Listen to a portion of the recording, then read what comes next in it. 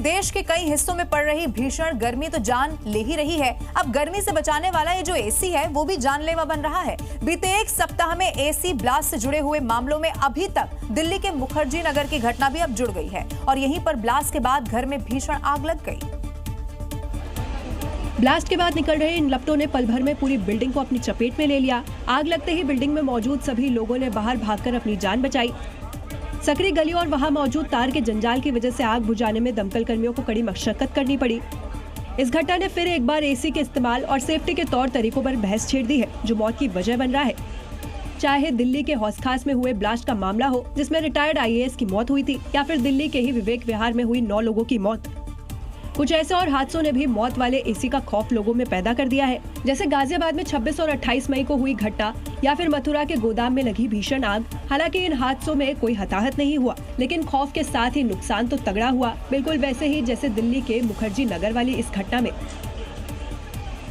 उत्तर प्रदेश के गाजियाबाद में प्रशासन ने सीएम योगी के निर्देश पर अवैध कब्जाधारियों पर सख्त एक्शन लेना शुरू कर दिया है। दरअसल यहां चंचल नाम की एक महिला के घर पर ताज मोहम्मद नाम के एक शख्स ने कब्जा कर लिया था। पीड़ित ने जनसुनवाई के दौरान डीएम से मदद की गुहार लगाई थी, जिसके बाद 3 दिन के अंदर ही जांच पूरी कर डीएम ने अपनी मौजूदगी में पीड़ित चंचल को चाबी थमाई और उसे अपना अधिकार दिलाया। वो कहाँ रह रहे हैं? अपने लड़के और पोते कहाँ रह रहे हैं? किराए पे लिया ना उनको भी पे।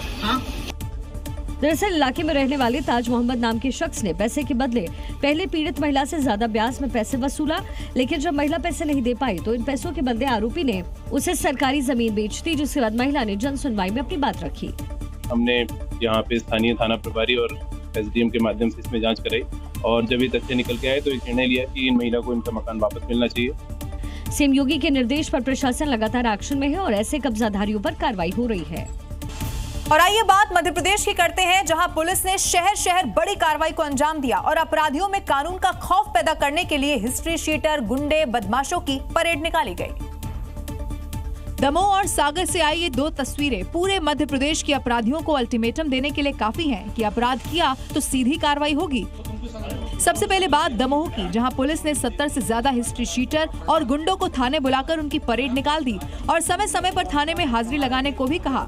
तो संडे के संडे आप उसमें आएंगे, बताएंगे कि कहाँ रह रहे हो, क्या कर रहे हो।